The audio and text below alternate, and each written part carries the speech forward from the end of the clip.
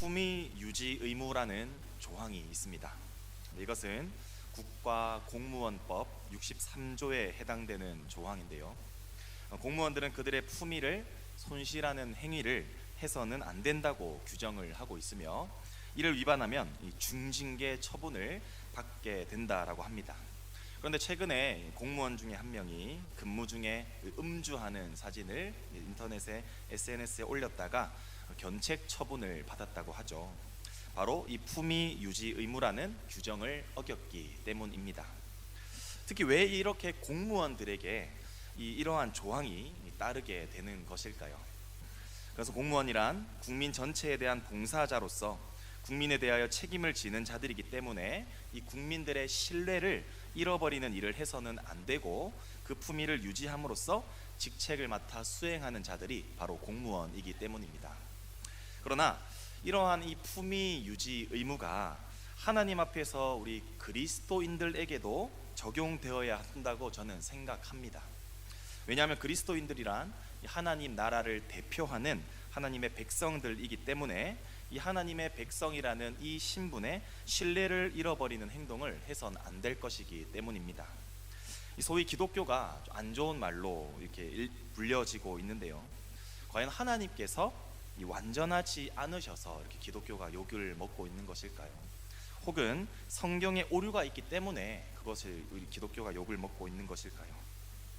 그것은 바로 그리스도인들이 그리스도인다운 모습으로 살아가지 못하고 그 품위를 손실함으로써 나오는 이 세상 사람들의 부정적인 평가로 말미암아 이루어진 것이라고 저는 생각합니다.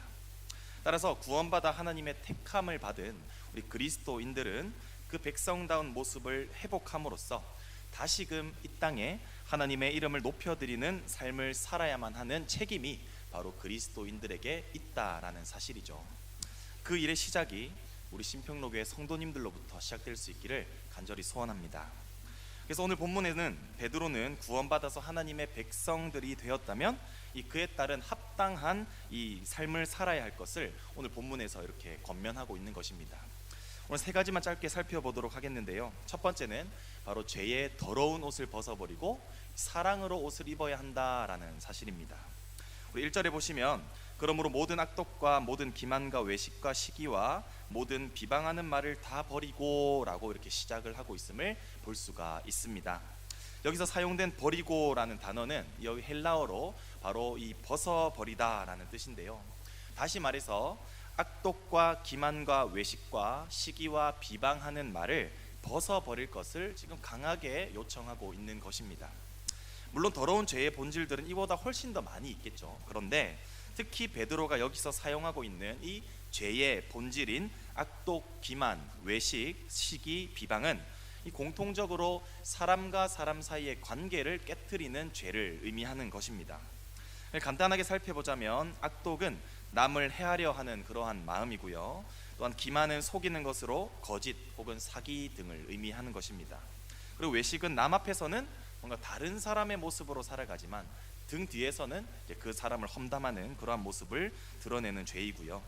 또한 이 시기는 남이 잘 되는 것을 싫어하는 것으로서 결국 세마여서 그 상대를 미워하는 마음을 의미합니다. 그리고 마지막으로 비방은 나쁘게 말하다라는 뜻으로서 소위 남을 헐뜯고 욕하며 조롱하는 것을 의미하죠. 이러한 죄들은 바로 사람과 사람과의 그 관계를 깨뜨려 버리고 공동체를 무너뜨린다는 점에서 공통점이 있다라는 것입니다. 그러나 베드로가 다른 죄악들보다 특히 이렇게 사람과 사람 사이의 관계를 깨뜨리는 죄들만 이렇게 의도적으로 나열하고 있는 이유는 바로 성도들은 서로 사랑하면서 살아가야 하는 자들이 되어야만 하기 때문입니다. 그 근거가 바로 앞장인 베드로전서 1장 22절에 기록되어 있는데요. 같이 한번 읽어보도록 하겠습니다. 너희가 진리를 순종함으로 너희 영혼을 깨끗하게 하여 거짓이 없이 형제를 사랑하기에 이르렀으니 마음으로 뜨겁게 서로 사랑하라. 먼저 여기서 중요하게 봐야 되는 그 문장이 있는데요. 그것은 바로 너희가 진리를 순종함으로 라는 이 문장입니다. 여기서 진리라는 것은 변치 않으신 하나님의 말씀을 의미하는 것입니다. 곧 말씀에 순종하는 자들은 그 결과로 인하여서 거짓없이 형제를 사랑하기에 이를 수 있다라는 것을 전제한다라는 사실입니다. 왜 그럴까요? 그것은 바로 구원받은 하나님의 백성들은 타락 이전에 온전한 하나님의 형상을 회복한 자들이기 때문입니다. 하나님께서 아담과 하와를 창조하신 이후에 그들은 하나님의 말씀에 순종하며 살아가고 있었습니다. 그때 서로가 고백했던 말이 있는데요, 창세기 2장 23절과 24절에 우리 이렇게 하이라이트 부분만 함께 읽어보도록 하겠습니다. 이는 내 뼈 중에 뼈요 살 중에 살이라. 그의 아내와 합하여 둘이 한 몸을 이룰지로다. 그렇습니다. 온전한 하나님의 형상으로 창조된 이들의 이 아름다운 고백 속에는 서로를 시기하거나 서로가 경쟁하거나 미워하는 감정을 전혀 찾아볼 수가 없습니다. 왜냐하면 사랑이신 하나님께서 사람을 창조하실 때에 서로 연합하며 사랑함으로써 그 하나님의 통치에 따라 살아가는 백성들로 이 땅에 충만하도록 그렇게 창조하셨기 때문입니다. 그러나 이 땅에 죄가 들어오게 되자 어떤 일들이 일어나게 될까요? 서로가 너무나도 사랑했던 자들이 수치심으로 인해서 서로를 가리게 되므로 벽을 만들게 되었고, 또한 자기의 죄를 서로에게 떠넘기는 일들을 발생하게 했을 뿐만 아니라 심지어 형이었던 가인이 동생 아벨을 시기함으로써 형제를 죽이는 일까지 이 죄의 결과로 인하여서 나타나게 되었음을 우리는 창세기를 통하여 살펴볼 수가 있습니다. 이 죄의 결과로 인하여서 사람과 사람 사이의 관계가 깨어진 것입니다. 그러나 하나님께서 창세전에 우리를 택하여 주셔서 사랑 안에서 우리를 거룩하고 흠이 없게 하시기 위하여서 그리스도를 이 땅에 보내어 주셨고, 우리는 그 그리스도로 말미암아 다시 거룩하고 흠이 없는 하나님의 백성들이 되었습니다. 그렇다면 백성들은 더 이상 서로를 미워하고 시기하고 비방하는 모습으로 살아가는 것이 아니라 바로 서로 뜨겁게 사랑하는 자들이 되어야만 한다라는 것을 베드로가 오늘 본문을 통해서 말해주고 있다는 사실입니다. 특별히 예수님께서도 죄인들과 이 하나님의 백성들을 구분짓는 그 분명한 기준이 있다라고 말씀하고 있는데요, 마태복음 7장 16절에 보시면 그들의 열매로 그들을 알지니 라고 말하고 있습니다. 그러니까 사람들의 행실에 따른 열매를 통해서 그 하나님의 백성과 죄인들이 구분된다라는 것이죠. 그러니까 쉽게 말씀드리자면 사랑이신 그 하나님의 말씀에 따라 살아가는 백성들은 서로 사랑의 열매를 맺게 될 테지만, 그렇지 않은 자들은 서로 비방하고 시기하는 그런 죄의 열매를 맺게 될 것이라는 사실입니다. 그렇다면 하나님께서는 백성들이 서로 어떻게 사랑하라라고 말씀하고 계시는 것일까요? 우리 레위기 19장 18절 말씀, 우리 하이라이트 부분만 같이 한번 읽어보도록 하겠습니다. 내 이웃 사랑하기를 내 자신과 같이 사랑하라. 그렇습니다. 바로 자신을 아끼고 사랑하듯이 형제 사랑을 실천하라라고 하나님께서는 직접 우리들에게 명령하고 계신다라는 사실이죠. 우리 사랑하는 성도 여러분, 저와 여러분들은 예수 그리스도로 인하여 구원받아 온전한 하나님의 형상을 회복한 하나님의 백성들이 되었습니다. 그렇다면 무한 경쟁의 시대, 우리가 누군가를 밟고 일어서야만 성공하는 그 세상 사람들과는 다른 방식으로 우리가 구별되어 서로 사랑하는 삶을 우리가 이 땅 가운데 살아가야 할 줄로 믿습니다.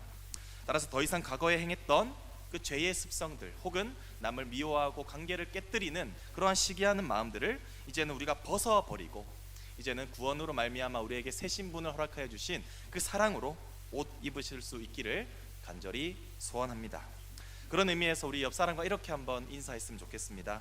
당신은 내 뼈 중에 뼈요 살 중에 살입니다. 네, 우리는 한 가족이 되었습니다. 네.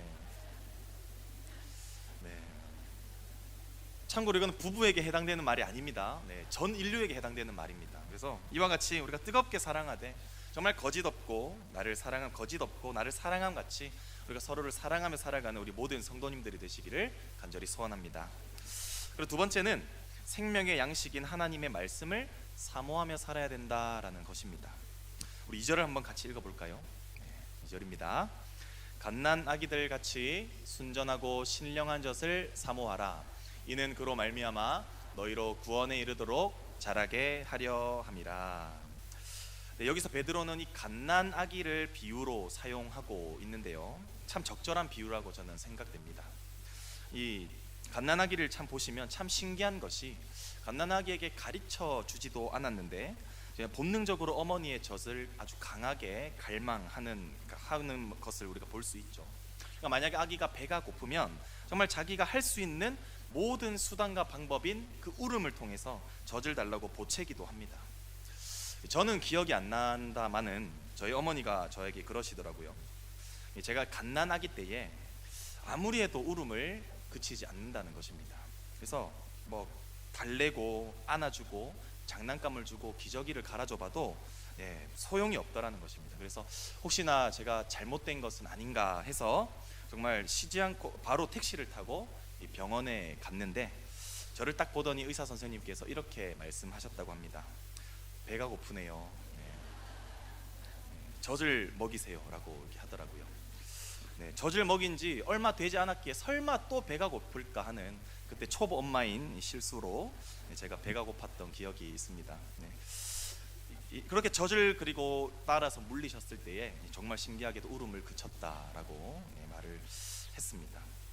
이처럼 왜 아기들은 이렇게 젖을 갈망하는 것일까요, 여러분? 간단합니다. 바로 젖 안에는 생명이 있기 때문이죠. 연구 결과 모유에는 이 단백질, 지방, 탄수화물, 비타민, 철분 등 아기에게 가장 필요한 건강한 성분들이 다 최고의 품질로 들어가 있다라고 합니다. 그렇기 때문에 아기들은 시도 때도 없이 젖을 통하여 포만감을 누리려 하고, 뿐만 아니라 앞으로 건강하게 자랄 수 있는 모든 영양소들을 본능적으로 섭취하려고 한다는 이 본능이라는 것이죠. 베드로는 갓난아기들의 이러한 본능을 우리가 하나님의 그리스도인들, 우리 그리스도인들에게도 적용하고 있는데요, 베드로가 말하는 이 순전하고 신령한 젖이란 바로 하나님의 말씀을 의미하는 것입니다. 특히 이 순전한이라는 뜻은 흠이 없는, 다른 것이 섞이지 않은 순수함이라는 의미입니다. 그러니까 모든 불순물들이 다 제거된 것을 가리킬 때 사용하는 단어라는 뜻이죠. 그렇다면 이 순전한 하나님의 말씀, 이것은 과연 무엇을 뜻하는 것일까요? 하나님의 말씀에는 어떠한 실수도 어떠한 오류도 포함되어 있지 않다라는 것을 의미합니다. 이것을 가리켜 성경의 무오성이라고 하는데요, 시편 12편 6절에서 7절은 이 성경의 아주 무오성을 우리에게 분명히 말해주고 있습니다. 여호와의 말씀은 순결하며 흙 도가니에 7번 단련한 은 같도다. 그리고 영원까지 그 말씀이 보존하시리다 라고 이렇게 말을 하고 있죠. 하나님의 말씀은 마치 7번이나 단련해서 더 이상 그 원석에 어떠한 불순물도 나오지 않는 그 완벽하게 정제된 은과 같이 오직 하나님의 말씀만으로만 채워져 있으며, 그 말씀은 영원히 변치 않는다라는 것을 성경에서 분명히 말해주고 있다라는 것입니다. 성도 여러분, 우리가 이처럼 어떠한 오류도 없는 신적 권위를 가지고 있으며 영원토록 보존될 만한 그 하나님의 말씀을 따라 살아갈 때 오는 그 유익이 무엇인 줄 아십니까? 그것은 인생에 변치 않은 확실한 기준이 생긴다라는 것입니다. 이것이 얼마나 큰 유익을 주는지 제가 두 가지의 예를 한번 들어보도록 하겠습니다. 저희 어머니의 평생 소원이 어린이집을 운영하는 것이었는데, 참 감사하게도 12년 전부터 하나님께서 길을 열어주셔서 그렇게 12년 동안 한 번도 정원이 미달되지 않고 이렇게 어린이집을 운영해 오고 계셨습니다. 그런데 안타깝게도 올해 2월을 끝으로 어린이집을 정리하게 되었습니다. 왜냐하면 저출산으로 인해서 아이가 없어 정원 모집이 되지 않아 도저히 운영할 수가 없어서 그렇게 접겠다라고 결단을 한 것이죠. 아직 어머니 정년 퇴직까지의 나이가 남아있지만 예상치 못한 이러한 사회적인 현상으로 인해서 직장을 잃게 된 것입니다. 많은 사람들이 열심히 공부하여서 좋은 직장을 가지려고 하고 그 직장으로부터 번 돈으로 우리 삶을 살아가고자 합니다. 그런데 그 언제까지고 그 직장이 우리의 삶을 보장해 줄 수는 없다라는 사실이죠. 건강의 악화로 인하여서 또 혹은 정년으로 인하여서 혹은 이와 같이 사회적으로 예상치 못한 상황으로 인하여서 일할 수 없게 되는 날이 반드시 다가오기 때문입니다. 그렇기 때문에 직장은 우리가 평생토록 의지할 수단이 될 수 없다라는 것입니다. 또 하나의 예를 들어보자면 우리 성도님들 현재 많이 피곤하실 텐데요. 제가 여러분들께 약속을 하나 드리겠습니다. 지금부터 제가 1분 안에 설교를 마치겠습니다. 이 말을 들었을 때 갑자기 피곤했던 이 피곤이 사라지고 희망이 생기지 않습니까? 그런데 제가 1분 안에 마치겠습니다 라고 방금 약속은 드렸지만 지킬 수 있다는 보장은 못 드리겠습니다. 왜냐하면 아직 설교가 많이 남아 있습니다. 무슨 말을 드리고 싶냐면, 사람은 연약해서 쉽게 약속은 할 수 있지만 그 약속을 지킬 수 있는 존재는, 온전히 지킬 수 있는 존재가 아니라는 것입니다. 그렇기 때문에 사람에게 기대함과 동시에 우리는 사람에게 실망하게 된다라는 것이죠. 역시나 사람도 의지의 대상이 될 수 없다는 것을 이렇게 말씀드리고자 합니다. 이처럼 지금까지 우리가 이 삶의 기준으로 삼아왔던 것들이 만일 사라지거나 혹은 변해버려서 그것으로 인해 우리가 실망하게 된다면 그것으로부터 오는 공허함과 낙심이 얼마나 크겠습니까? 그런데 모든 것이 사라져도 결코 변하거나 사라지지 않는 그 하나님의 말씀을 우리가 삶의 기준으로 삼고 살아가게 된다면 어떻게 해야 될까요? 우리 베드로전서 2장 2절의 그 하이라이트 부분만 함께 읽어보도록 하겠습니다. 그로 말미암아 너희로 구원에 이르도록 자라게 하려 함이라. 아멘. 우리가 하나님의 말씀을 우리가 의지하며 살아가는 자들에게는 어떠한 거짓과 속일 수도 없는 그 약속하신 하나님의 영원한 생명을 우리가 반드시 얻게 될 것이라는 사실입니다.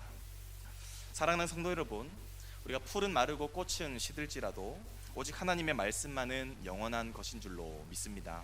그래서 더 이상 우리가 세상에 썩어질 것을 의지하지 마시고 그 갓난아기가 다른 것이 아닌 오직 젖을 갈망하듯이 오직 영원한 생명의 말씀만을 우리가 갈망함으로써 구원에 이르기까지 온전한 그리스도인으로 자랄 수 있는 우리 모든 성도님들이 되시기를 간절히 소원합니다.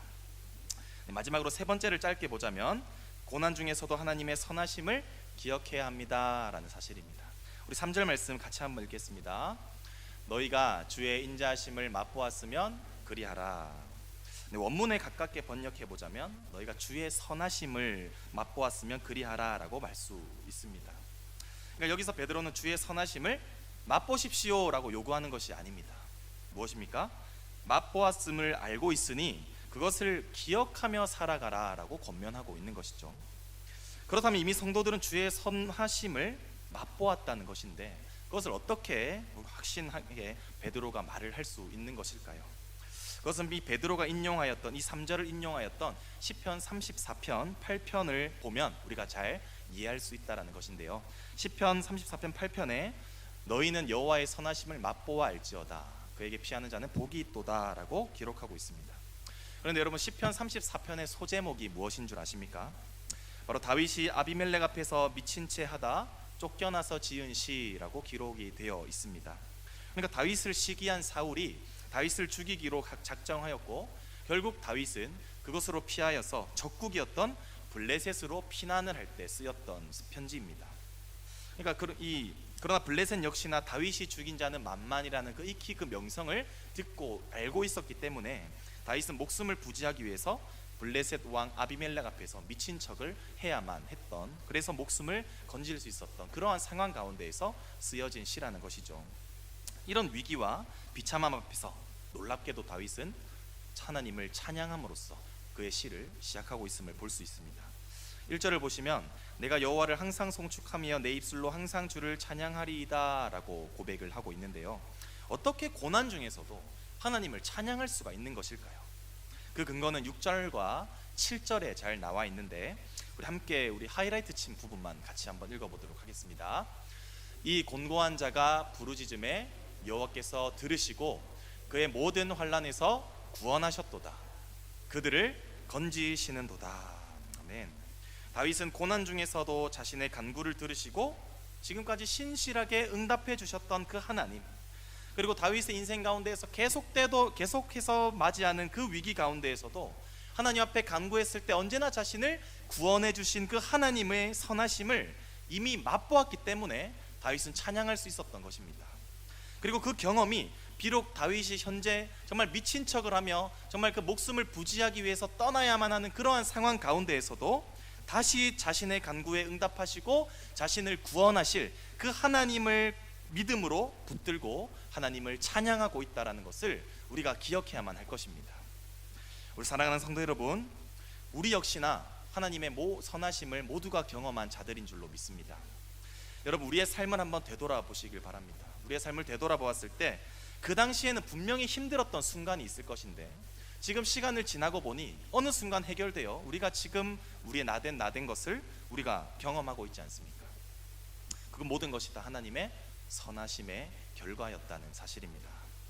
뿐만 아니라 그 하나님의 선하심으로 인하여서 하나님께서는 우리를 위하여 예수 그리스도를 내어 주셨고, 그 피로 우리를 구원해 주신 그 놀라운 구원의 은혜를 우리 모두가 다 경험한 자들이라는 사실입니다. 그 무엇도 우리를 향한 하나님의 사랑을 결코 깨뜨릴 수 없고, 그 무엇도 나를 향한 하나님의 선하심을 방해할 수 없다는 사실을 우리가 확신함으로써 우리 마지막으로 우리 로마서 8장 38절과 39절을 읽고 마치도록 하겠습니다. 같이 한번 읽겠습니다. 내가 확신하노니 사망이나 생명이나 천사들이나 권세자들이나 현재일이나 장래일이나 능력이나 높음이나 깊음이나 다른 어떤 피조물이라도 우리를 우리 주 예수 그리스도에 있는 하나님의 사랑에서 끊을 수 없으리라. 아멘. 사랑하는 성도 여러분, 우리의 삶 가운데에 어떠한 고난이 다가온다 할지라도 우리를 향한 하나님의 선하심은 언제나 우리와 함께 하실 것입니다. 뿐만 아니라 그 선하심은 또다시 우리를 구원의 자리로 이끌어 주실 것입니다. 그렇게 그리스도인다운 모습으로 우리가 하나님을 의지하며 그리스도인다운 모습으로 살아갈 때에 하나님께서 주실 그 은혜를 기대하며 오늘 하루도 또 이번 주도 살아내시는 귀한 성도님들 되시기를 간절히 소원합니다. 기도하겠습니다. 참 좋으신 하나님 아버지, 주님의 은혜와 사랑을 감사합니다. 하나님 아버지, 우리가 그리스도인다운 모습으로 살아가야 하는 그 세 가지의 이유에 대해서, 또 세 가지의 방법에 대해서 우리가 함께 살펴보았습니다. 하나님 아버지, 우리는 구원받은 주님의 자녀로서 이제는 더 이상 죄의 더러운 옷을 버리고 사랑으로 옷 입으며 살아갈 수 있는 우리 성도님들 되게 하여 주시옵소서. 뿐만 아니라 오직 우리에게 생명을 주실 수 있는 그 하나님의 말씀만을 의지하며 살아가는 우리 성도님들 되게 하시고, 마지막으로 우리가 고난 중에서도 그 하나님의 선하심을 기억함으로써 우리가 좌절과 낙심하지 아니하고 우리를 이끌어 주시고 우리에게 사랑을 베풀어 주셔서 우리의 기도에 응답하실 그 하나님을 바라보며 하나님을 찬양하며 살아가는 우리 모든 성도님들 될 수 있도록 주님 축복하여 주시옵소서. 주님께 감사드렸고 지금도 살아계시는 우리 구주 예수 그리스도의 이름으로 간절히 기도드립니다. 아멘.